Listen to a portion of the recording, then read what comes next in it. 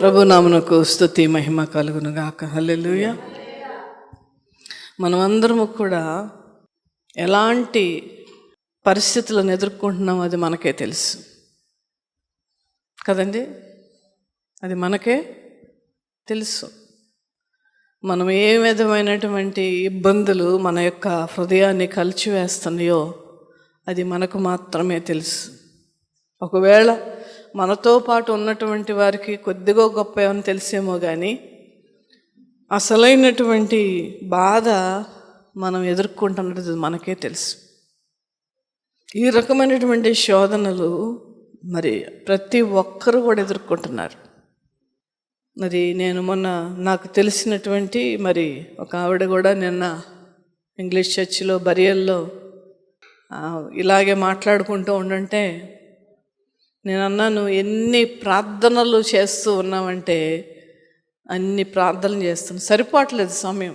అన్ని phone calls, అన్నీ మరి సమస్యల గురించి తెలియజేసేటువంటి విధానం ఆశ్చర్యంగా అనిపిస్తూ ఉన్నది. మన శుక్రవారం నాడు కూడా మన సంఘ బిడ్డల గురించి ప్రత్యేకంగా పేరెత్తి ప్రార్థన చేశాం.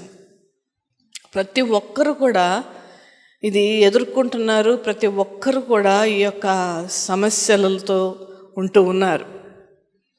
అయితే మీరు ఏమీ భయపడవలసిన పని లేదు. మన ప్రభు మనకి ఉన్నాడు. ఊరుకో నా ప్రాణమా, కలత చెందొద్దు. ఒకళ్ళు చెప్పితే మనము అంతగా బలపడం లేదా అంతగా ఓదార్చబడడం. అయితే ప్రభువుకే మనం చెప్పుకుంటే మనం ఓదార్చబడతాం, మనకి నెమ్మది కలుగుతుంది. ఎంత గొప్ప ధన్యతను దేవుడు మనకిచ్చాడండి. దేవుని మందిరంలో మనం ప్రార్థన చేసుకోవటటువంటి స్థితినిచ్చాడు. మన ఇంట్లో కూడా మన ప్రార్థన చేసుకునేటువంటి అవకాశం ఇచ్చాడు. కానీ ఒకసారి మనం గమనించుకుంటూ సరైనటువంటి సమయము మనము దేవునికి ఇవ్వటలేదా అనేటువంటి ఒక ప్రశ్న మనం వేసుకోవాలి. పనులతో, అనారోగ్యాలతో, అటు ఇటు వెళ్ళటాల్లో, ఇల్లు చక్కబెట్టుకోవటాలు, వంటలతోనే సరిపోతూ ఉన్నదా? ఫోన్ కాల్స్తో మాట్లాడుతూనే సరిపోతుందా? లేదంటే కొంత సమయము వ్యక్తిగత ప్రార్థనలు మనం చేస్తూ ఉన్నామా? అయితే చూడండి దేవుని బిడ్డలారా, దేవుని యొక్క సేవకురాలుగా, మీ ఆత్మీయ తల్లిగా నేను చెప్పేది ఏంటంటే, ఎక్కువగా ప్రార్థనలో ఉండండి, ఎక్కువగా దేవునిలో ఉండండి, పాపానికి దూరంగా ఉండండి. నీ యొక్క మనస్సులో ప్రభువుని ప్రతిష్ఠించుకొని బ్రతుకుతూ ఉండండి. మనకు ఇచ్చినటువంటి పరిశుద్ధ గ్రంథమే మనకు ఒక గొప్ప ధననిధి. హల్లెలూయా, హల్లెలూయా. కనుక వాక్యం చదువుకోండి. వాక్యం ద్వారా ప్రభు మాట్లాడతాడు, పాట ద్వారా దేవుడు మాట్లాడతాడు. ఊరుకో నా ప్రాణమా అని అన్నప్పుడు దేవుడు నాతో మాట్లాడాడు ఆ పాట ద్వారా. నిజంగా ఈ పాట పాడాలని దేవుడు తలంపించాడు రాత్రి. ఆ వచనము నా దగ్గర ఉన్నదనేటువంటి విషయం నాకు కూడా తెలియదు. ఆ ఒక్క మాట, నడి మధ్యలో నిన్ను విడిచిపెట్టిన. ఈ పాట పాడుతూ ఉన్నప్పుడు అనేక మంది కళ్ళల్లో కన్నీళ్ళు నేను చూశాను. మనల్ని విడిచిపెట్టే దేవుడు కాదు ఆయన. దేవుని బిడ్డలారా, ధైర్యంగా ఉండండి. వాక్యాన్ని చదువుకుందాం. కీర్తన గ్రంథము 31వ అధ్యాయము 9వ వచనం. యెహోవా, నేను ఇరుకున పడియున్నాను, నన్ను కరుణింపుము. విచారము వలన నా కన్ను క్షీణించుచున్నది, నా ప్రాణము నా దేహము క్షీణించుచున్నవి. చాలండి, ప్రార్థన చేసుకుందాం. తండ్రి అయిన దేవా, పరిశుద్ధుడా, నాయన ఈ వాక్యము ద్వారా మీరు మాతో మాట్లాడితే మేము బలపడతాం ప్రభా. ఈ వాక్యము ద్వారా నాయన మీరు మాట్లాడితే మేము ఆదరణ పొందుకుంటాం ప్రభా. కనుక నాయన, ఇరుకున పడినటువంటి ప్రతి బిడ్డను, కష్టములో ఉన్నటువంటి ప్రతి బిడ్డను, కన్నీటితో సమయం గడుపుతున్న ప్రతి బిడ్డను ఈ వాక్యము ద్వారా మీరే బలపరచమని యేసయ్య నామమున అడుగుచున్నాను తండ్రి. Amen, amen. యెహోవా, నేను ఇరుకున పడి ఉన్నాను. ఇరుకున పడడం అంటే అర్థం ఏంటండి? శ్రమలలో ఉండడం. ఇరుకు అనేటువంటిది ఏంటంటే ఎటు కదలలేనటువంటి స్థితి, అంతే కదా. కొన్నిసార్లు మనమే ఏదన్నా ఒక దానిలోకి వెళ్ళాలి అని ఇంట్లో ఏ బీరో పక్కకు ఎక్కడికి వెళ్ళాలంటే ఇరుక్కుపోతాం. ఒక్కొక్కసారి ఎటు వెళ్ళలేని పరిస్థితి, చాలా కష్టంగా దాని నుంచి బయటికి వస్తాం. అంటే ఎటు కదలలేనటువంటి పరిస్థితి, ఇరుక్కుపోయేటువంటి పరిస్థితి, ఆ పరిస్థితులలో ఊపిరాడనటువంటి పరిస్థితి, ఇంకా రకరకాలైనటువంటి స్థితిగతులు మనకు ఏర్పడుతూ ఉంటాయి. ఈ విధముగా అన్ని విధాలా కూడా మనలను ప్రెస్ చేసేటువంటి పరిస్థితులలో మనం ఉంటాం. అయితే దేవాది దేవుడు మనకు ఎల్లప్పుడూ మన ప్రార్థన ఆలకించేవాడుగా మనకున్నాడు. హల్లెలూయా. అయితే ఒకటి గుర్తుపెట్టుకోండి, ప్రార్థన చేయంగానే కొన్నిసార్లు జవాబు రాదు. దానివల్ల మనం కృంగిపోవలసిన అవసరం లేదు, దానివల్ల మనం బాధపడవలసిన పని లేదు. నిరీక్షణ కలిగి మనము ముందుకు సాగుతూ ఉండాలి ప్రార్థన చేస్తూ. ఈ విషయంలో చాలా కష్టం అనిపిస్తుంది, నాకు తెలుసు. నేను కూడా అలాంటి పరిస్థితులు గుండా వెళుతూ ఉన్నాను. మీకంటే మీ సొంత ఆరోగ్యం, మీ కుటుంబ సభ్యులు మీది. మరి నాకు ఎంతమంది ఉన్నారండి? మరి ప్రత్యేకముగా దేవుని నమ్ముకుని కూడా మందిరానికి రానటువంటి వాళ్ళు ఉన్నారు. నేను స్టేటస్లో ఒక మాట పెట్టాను, మందిరాన్ని చూడలేనటువంటి వారు పరలోకాన్ని ఎలా చూడాలని ఆశపడతారు, అజ్ఞానం కదా అని. కానీ అలాంటి మనుష్యులు ఎంత కఠినపరుచుకున్నారంటే వాళ్ళ యొక్క హృదయాలను నేను చెప్పలేను. వాతవేయబడిన మనస్తత్వంతో చాలామంది బ్రతుకుతున్నారండి. వాక్యాలు వాళ్ళ జీవితంలో పనిచేస్తలా, దేవుని మీద ఆసక్తి కోల్పోయారు. దేవుని మందిరం ఎడల ఆసక్తిని వాళ్ళు తృణీకరిస్తూ ఉన్నారు. ఆశీర్వాదాలు ఎలా వస్తాయండి? కనుక దేవుని బిడ్డలారా, మన దేవుడు ఎప్పుడు మనకున్నాడు. హల్లెలూయా. మన స్థితిని మనకంటే ఎక్కువగా అర్థం చేసుకునే దేవుడు మనకున్నాడు. హల్లెలూయా, హల్లెలూయా. ఇరుకున పడి ఉన్నాను, ఆయనకే చెప్పుకున్నాం మన బాధ అంతా కూడా. నేను ఇరుకున పడి ఉన్నాను, నన్ను కరుణించుము. కరుణ అనేటువంటిది ఆయన గుణలక్షణం, ఆయన యొక్క వ్యక్తిత్వం, అది ఆయన ఇష్టపడేటువంటిది. మన ఎడల కరుణ చూపిస్తూ ఉన్నాడు కనుకనే ఇంకా మనం నశించకుండా ఉన్నాం. ఇబ్బందులలో, అనారోగ్యములో, మానసికమైనటువంటి వేదనలో కూడా దేవుడు మనల్ని బలపరుస్తూనే ఉన్నాడు. హల్లెలూయా. విచారము వలన నా కన్ను క్షీణించుచున్నది. ఎలాంటి విచారము మన హృదయములో ఉన్నదో అది మనకే తెలుసు, అనుభవిస్తున్నటువంటి మనకే తెలుసు. మనం ఏంటంటే నన్ను పట్టించుకునే వాళ్ళు ఎవరు లేరు. నిజంగానే కుటుంబ పరిస్థితులు అలా విధంగా తయారయ్యాయి. ఎవరికి ప్రేమలు లేవు. కనుక చూడండి దేవుని బిడ్డలారా, నన్ను పట్టించుకునేటువంటి వారు ఎవరు లేరు అనేటువంటి బాధను గానం మీరు అస్సలు పొందుకోవద్దు. నీ దేవుడు, నీ తండ్రి, నీ ప్రభు, నీ కొరకు ప్రాణం ఇచ్చిన దేవుడు, ఆయన సజీవుడైన దేవుడు, ఆయన కరుణ కటాక్షములు ఎల్లప్పుడూ మనకు తోడుగా ఉంటాయి. నమ్మిన వారు స్తోత్రం చెప్పండి. హల్లెలూయా, హల్లెలూయా. విచారం వల్ల నా కన్ను క్షీణించినప్పటికీ కూడా, విచారము వలన నా శరీరము బలహీనమైనప్పటికీ కూడా, విచారం వలన కృంగిపోయినటువంటి పరిస్థితులు కనపడినప్పటికీ కూడా, అనారోగ్యము, ఇంట్లో గలిబిలి గందరగోళం ఉన్నప్పటికీ కూడా బలపరిచేటువంటి దేవుడు మనకున్నాడు అనేటువంటి విషయము మర్చిపోవద్దు. క్షీణించినప్పటికీ కూడా ఎండిన మోడును చిగురింప చేసేటువంటి దేవుడు ఆయన. హల్లెలూయా. అందుకే ఆయనకు ఆత్మీయ పేరు ఒకటి ఉన్నది, ఆయన చిగురు. యేసు ప్రభుల వారికి చాలా పేర్లు ఉన్నాయండి. ఒక్కడే దేవుడు, చాలా పేర్లు ఉన్నాయి. కానీ ఆయనకి ఏకైక దేవుడు, సృష్టికర్త అయిన దేవుడు, ఈ సృష్టిని పరిపాలిస్తున్నటువంటి పరలోకపు తండ్రి.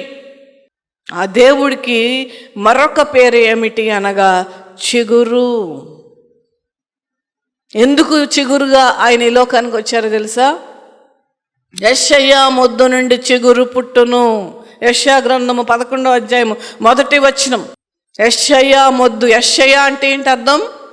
దావీదు యొక్క తండ్రి.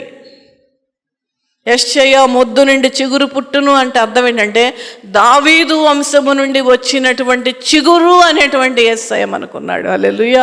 మోడు బారినటువంటి మన జీవితాలు, ఎండిపోయినటువంటి మన జీవితాలు, ఫలాలు లేనటువంటి మన జీవితాలు, ఎదుగు బదుగు లేనటువంటి మన జీవితాలు, అనారోగ్యముతో కృంగిపోయినటువంటి మన జీవితాలు ఉన్నప్పటికీ కూడా, అవి క్షీణించినప్పటికీ కూడా మన దేవుడు మనకున్నాడు. హల్లెలూయా, హల్లెలూయా.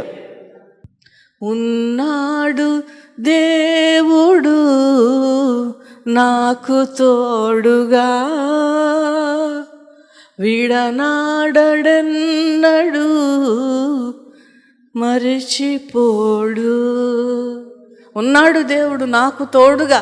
నా దేవుడు నాకున్నాడు, నా ప్రభు నాకున్నాడు, నన్ను ప్రేమించే దేవుడు నాకున్నాడు.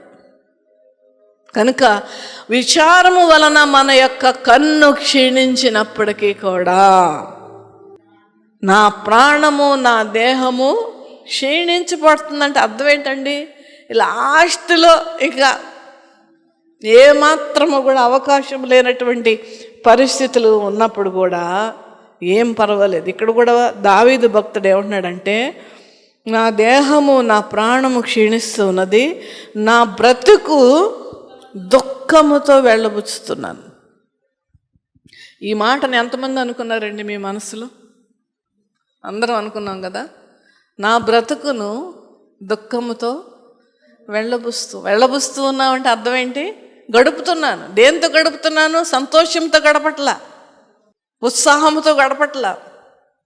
దావీదుకు ఈ కష్టం వచ్చింది. నిజంగా అప్పుడు రాసినటువంటి కీర్తనలు ఈ రోజును కూడా మనం ధ్యానించుకుంటూ ఉంటున్నామనంటే దేవుని వాక్యములో ఉన్నటువంటి ఆ ఆదరణకరమైనటువంటి విషయాలు ద్వారా మనం ఆదరించబడాలని. నా యొక్క బ్రతుకు దుఃఖముతో వెళ్ళబుచ్చుచున్నాను, నిట్టూర్పులు విడుచుటతో నా ఏండ్లు గతించుచున్నవి. అసలు నిట్టూర్పుకు అర్థం ఏంటి? కూర పెట్టింది కుక్క తినేసింది అనుకోండి, కుక్కో కాకో, నాకు అంతే ప్రాప్తం అంటారు కొంతమంది. అది కాదు నిట్టూర్పు అంటే. ఏమీ చెప్పలేక, ఏమీ వ్యక్తం చేయలేక, ఎలా చెప్పాలో ఆ బాధ తెలియక నిట్టూర్పు విడవడం. నిట్టూర్పులు విడుచుటతో నా ఏండ్లు గతించుచున్నవి. నిట్టూర్పు విడుస్తూనే ఉన్నాం, మనకే తెలుసు అది. ఇక్కడ రోజులు కాదండి, వారం కాదు, నెలలు కూడా అంతకంటే కాదు, ఏళ్ళు గడుస్తున్నాయి అంట బాధతో. ఎలాంటి పరిస్థితి అండి ఇది? నిట్టూర్పులు విడిచెట్టులో నా ఏండ్లు గతించుచున్నవి. దేవుని బిడ్డలారా, ఏ విధమైనటువంటి పరిస్థితులు మనకున్నప్పటికీ కూడా ఒకటి జ్ఞాపకం పెట్టుకోండి, మనలను మనమే బలపరుచుకోవాలి. ఎలా బలపరుచుకుంటాం? గుర్తు చేసుకోవాలి. మన జీవితంలో దేవుడు అంతకు ముందు చేసినటువంటి కార్యాలను జ్ఞాపకము చేసుకుని మనస్సులో సంతోషము తీసుకుని రావాలండి. నా దేవుడు అప్పుడు చేసిన దేవుడు ఇప్పుడు కూడా చేస్తాడు. హల్లెలూయా, హల్లెలూయా. మన హైదరాబాద్ మేము వెళ్ళినప్పుడు ఒక 4 ఏళ్ల పాపను మా ఇద్దరు తీసుకుని వచ్చారు. అమ్మా, తిప్పనటువంటి హాస్పిటల్ లేదు, 4.5 సంవత్సరాలు అంట, తిప్పని హాస్పిటల్ లేదు. జబ్బేంటో చెప్పట్లేదు ఎవరు కూడా. పిల్ల ఏమో ఎంత లావు అయిపోతుంది, ఒక రకమైన లావు, ఊరిపోయినటువంటి చూస్తారు. అట్లా పిల్లలో జీవం లేదు అసలు. కొంతమంది క్యాన్సర్ అంటున్నారమ్మా, కొంతమంది ఏమో ఇంకోటి ఏంటో అంటున్నారు, మైండ్లో ఏదన్నా ప్రాబ్లం ఉందంటున్నారు. ఎవరు ఏమీ చెప్పట్లా, ట్రీట్మెంట్ సరిగ్గా ఇవ్వట్లేదు. ఏది చేసినప్పటికీ కూడా ఏమీ జరగట్లేదు. ఇంకా దేవుడే దిక్కని దేవుని వద్దకు వచ్చాను. నేను అన్నానమ్మా, దేవుని వద్దకు వచ్చావు కదా, దేవుడే చూసుకుంటాడు నీ కుమార్తెను. హల్లెలూయా, హల్లెలూయా. దిక్కు తోచనటువంటి పరిస్థితులలో మన సమస్య, మన బాధ, మన రోగము, మన అవమానం దేవునికి అప్పగించి మనము ఉంటుంటే మాత్రమే మనం బ్రతకగలం. దేవుని బిడ్డలారా, మీ యొక్క బాధతో కృంగిపోతూ ఉంటుంటే భయంకరమైనటువంటి స్థితిలోనికి మనం వెళ్తాం. దేవుడు అది చూసి ఇష్టపడేటువంటి వాడు కాదు ఆయన. కష్టములలో కూడా మన ఆత్మీయ శక్తిని కనపరుచుకోవాలి. అది ఒకళ్ళు చెప్తే వచ్చేది కాదండి, మనంతటకు మనమే. ఊరుకో నా ప్రాణమా, నిన్ను నువ్వు మాట్లాడుకోవాలి. దావీదు అదే నేర్పించాడండి మనకి, నిన్ను నీవే మాట్లాడుకోవాలి. మన దేవుడు నాకు ఉన్నాడు కదా, నా రక్షకుడు నాకున్నాడు కదా, ఇప్పటి వరకు నడిపించినటువంటి వాడు ఉన్నాడు కదా, మధ్యలో ఆయన విడిచిపెడతాడా? కష్టంలో విడిచిపెడతాడా? మనం ఏంటంటే ప్రార్థన చేయంగానే వెంటనే జవాబు రావాలని కోరుకుంటాం. అది సహజం, అది కరెక్టే, కోరుకుంటాం. కానీ దేవుడు కొన్నిసార్లు మనం చేస్తున్నటువంటి ప్రార్థనలకు జవాబు రావడానికి కొంత సమయం తీసుకుంటాడు. దాని పరిస్థితులను అన్నిటిని గమనించి ఏ విధముగా ఈ సమస్యను తీరిస్తే, ఏ విధముగా ఈ రోగాన్ని స్వస్థపరిస్తే, ఏ విధముగా ఈమె పడుతున్నటువంటి వేదనను మరి చిక్కుముడిలాగా ఉన్నటువంటి దానిని చెయ్యాలి అనేటువంటి ఒక ఆలోచన పరంగా దేవుడు చేసేటువంటి వాడు ఆయన. హల్లెలూయా. డాక్టర్ దగ్గరికి వెళ్ళంగానే ఇచ్చేస్తాడండి, మనకి ఇచ్చేస్తాడా? ఎవడు? ఇదివరకు చూసేవాళ్ళు కానీ మంచి డాక్టర్స్ ఎప్పుడు కూడా ఫస్ట్ ఏం చేస్తారు? టెస్ట్ చేస్తారు అన్నీ కూడా. మనం ఏమనుకుంటాం? మందులు ఇచ్చేస్తే బాగుండు, 2 ఇంజక్షన్లు పొడిస్తే బాగుండు. ఇంజక్షన్ దయతో తీసుకోవద్దు. నేను అంతకు ముందు కూడా మీకు చెప్పాను, చిన్న వాటికి ఇంజక్షన్స్ తీసుకోవద్దండి. అది మంచిది కాదు, మీ శరీరాల్లో విషం ఎక్కించుకున్నట్టుకుందే లెక్క. డాక్టర్స్ ఏం చేస్తారు? యాంటీబయాటిక్ ఒక ఇంజక్షన్ ఇస్తాడు, పెయిన్ కిల్లర్ ఒక ఇంజక్షన్ ఇస్తాడు. నాకు తెలుసు ఏమి ఇస్తారు అనేటువంటిది. యాంటీబయాటిక్ ఇంజక్షన్ ఎప్పుడు ఇస్తారో తెలుసా అండి? పెద్ద ఆపరేషన్స్ జరిగిన తర్వాత ఇస్తారు.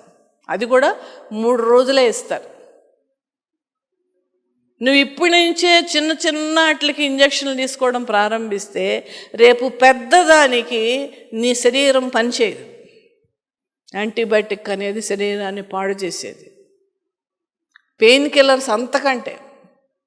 పెయిన్ కిల్లర్ అదేవంగానే బాగుందని అనుకుంటాం. ఆ బాగుందన్న మాట గురించే ఆ డాక్టర్లు ఇస్తారు. నీ శరీరాలను మీరు పాడు చేసుకోవద్దు దయచేసి.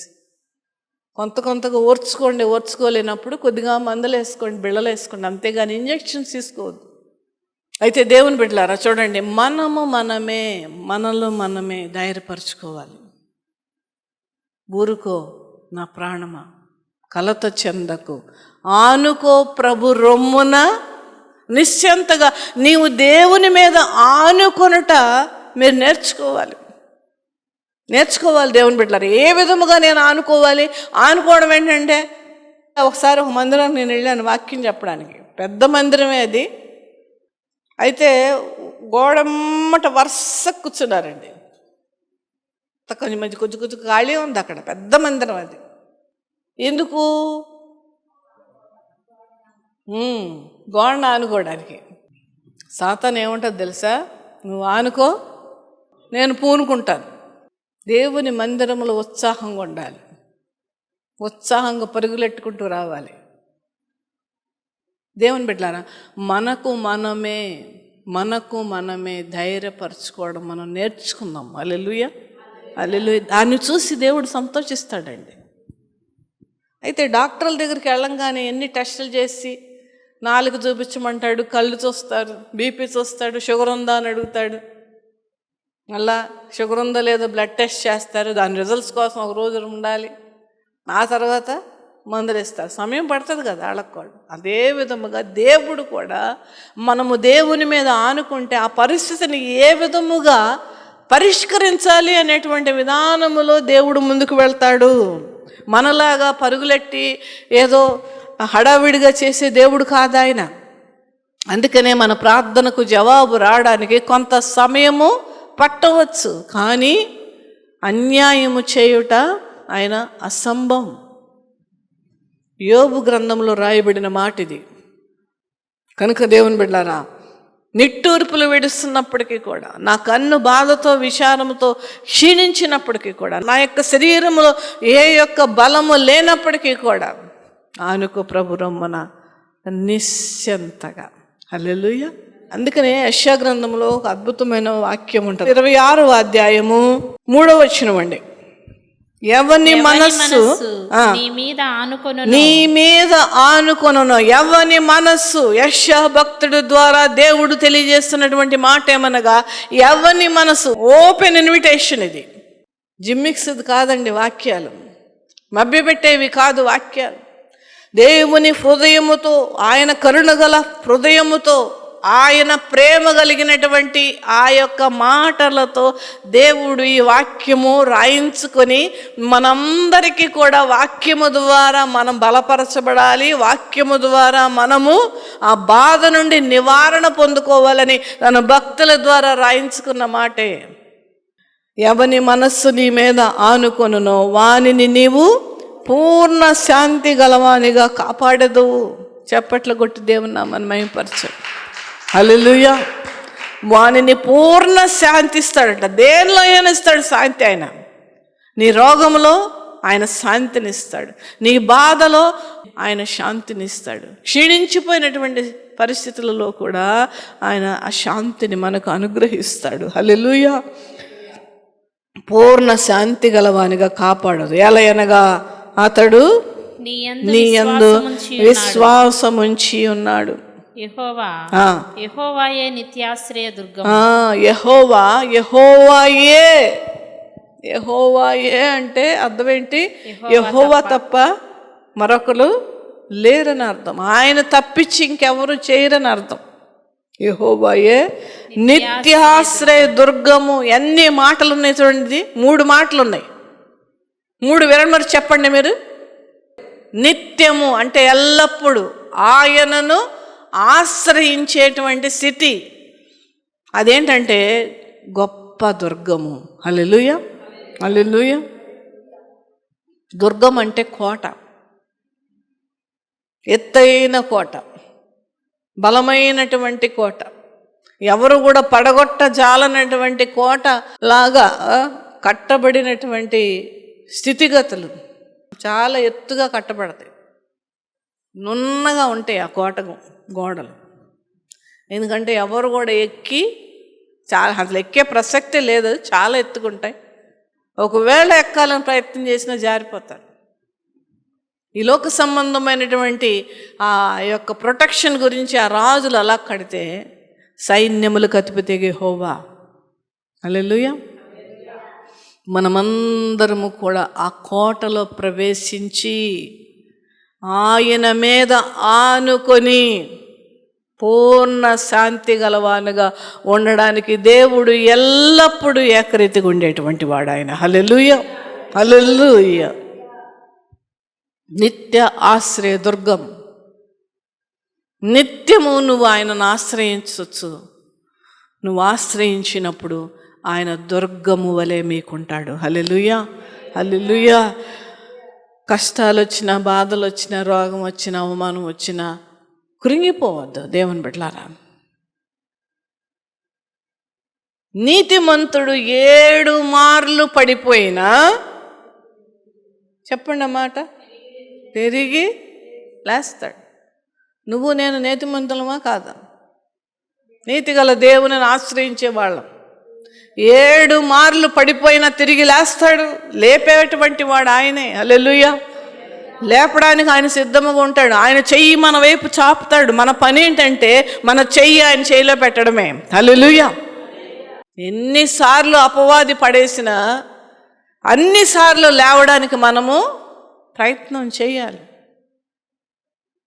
మనం ఏంటంటే వచ్చావుగా నాయన దగ్గరికి, నువ్వే కొద్దిగా లేపయ్యా, నువ్వే ఎత్తేసుకున్నాను, నువ్వు చెయ్యమ్మా నా చెయ్యాలంటే కాదయ్యా, కొద్దిగా నొప్పిగా ఉందా, నువ్వే ఎత్తుకోనన్ను అంటాం. దేవుని బిడ్డలారా, మన ప్రయత్నము ఎప్పుడు ఉండాలి. మన ప్రయత్నం ఎప్పుడు ఉండాలి. అయితే చూద్దాం మరలా కీర్తన గ్రంథం 25వ అధ్యాయము 16వ వచనం చదువుదాం. నేను ఏకాకిని బాధపడువాడను నా వైపు తిరిగి నన్ను కరుణింపుము. నేను ఏకాకిని, నాకెవరున్నారు?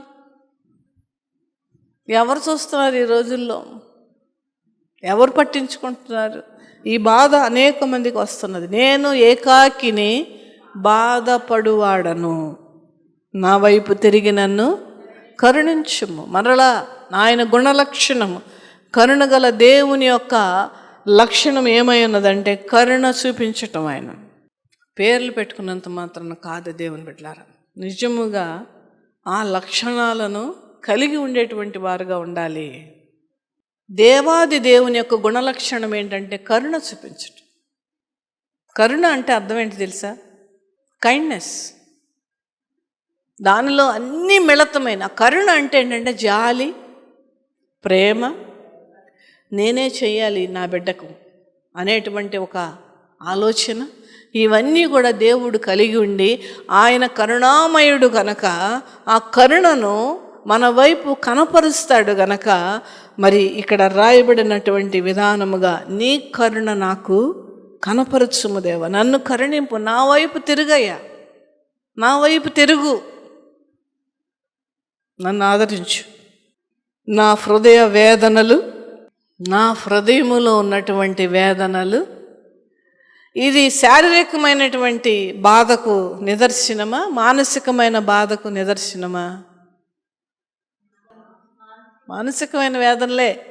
ఎందుకంటే హృదయ వేదనలు అంటున్నారు ఇక్కడ. మనం అందరూ ఇప్పుడు పడుతున్నామే ఆ వేదనలు. వేదన అని ఎందుకన్నారు అక్కడ? బాధనలా వేదన అన్నారు. ఎందుకని? బాధకి నువ్వు వేదనకి ఏంటి తేడా? బాధ ఒక లెవెల్లో ఉండేది, వేదన మనల్ని తినేసేది. తినడం అంటే లిటరల్గా ఈటింగ్ కాదు, మనలను ఎల్లప్పుడూ ప్రిక్ చేసేది, హృదయంలో గుచ్చుకునేటువంటి పరిస్థితి, గుబులు నిండిపోయినటువంటి ఆ బాధ వేదన నిండిపోయినటువంటి పరిస్థితి, దానిని వేదన అంటారు. నా హృదయ వేదనలు అతి విస్తారములు. ఈ రోజున మన హృదయంలో ఉన్నటువంటి బాధ, ఎవ్వరికి చెప్పుకోలేనటువంటి ఆ స్థితి, ఎవ్వరూ అర్థము చేసుకోలేనటువంటి ఆ బాధ, అవన్నీ ఎలా ఉన్నాయంట అంటండి? అతి విస్తారముగా ఉన్నాయంట. అతి విస్తారముగా ఉంటాయంట. ఇక్కట్ల నుండి నన్ను విడిపింపుమయ్యా, ఇక్కట్ల నుండి నన్ను విడిపింపుము. మనుష్యుల సహాయం కోరట్లేదు ఇక్కడ, మనుష్యుల మీద ఆధారపడట్లేదు ఇక్కడ, సమస్తము చేయగలిగినటువంటి ఆ దేవాది దేవుని మీదే ఆధారపడుతూ ప్రార్థన చేస్తున్నటువంటి విధానము మనం ఇక్కడ చూస్తున్నాం. ఇక్కట్ల నుండి నన్ను విడిపింపు, నా బాధను నా వేదనను కనుగొనుము. కనుగొనుము అంటే అర్థం ఏంటి? నేను చాలా రోజులు ఒకటి వెతుకుతున్నానండి మా ఇంట్లో, కానీ టైం ఉండట్లా సరిగ్గా వెతకడానికి. ఎప్పుడో అది కనుగొంటాను. హల్లెలూయా. అంటే అంతగా దానిని అక్కడ సమయం పెట్టి దృష్టి పెట్టి వెతకడం, కనుగొనడం అంటే అదండి. తెలుసుకోమంటాం, వెతికి తెలుసుకోమంటాం.